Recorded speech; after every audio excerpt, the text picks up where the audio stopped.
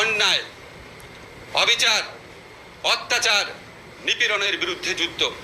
আজকে কোটা সংস্কার আন্দোলন না, এই আন্দোলনে বাংলাদেশের যত মানুষ আছে, যত ছাত্র তরুণ জনতা আছে, তারা হচ্ছে মুক্তিযুদ্ধের চেতনার প্রকৃত বাহক।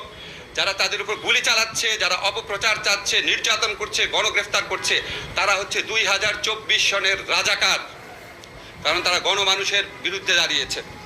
শেষ কথা বলে কি করছি, আমাদের মুক্তিযুদ্ধের সময় আরেকটা ঐতিহাসিক ঘটনা ছিল।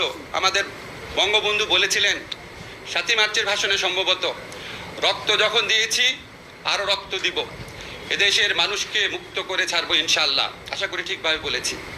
আর বর্তমান সরকারে বঙ্গবন্ধুর উত্তরসূরিরা, আপনাদের সরকারের কর্মকাণ্ড দেখে মনে হয় আপনাদের বুকের মধ্যে এই প্রত্যয় জন্ম নিয়েছে যে রক্ত যখন নিয়েছি আরও রক্ত নিব, বাংলাদেশের ভিন্ন মতকারীদের নিশ্চিহ্ন করে ছাড়বো ইনশাআল্লাহ।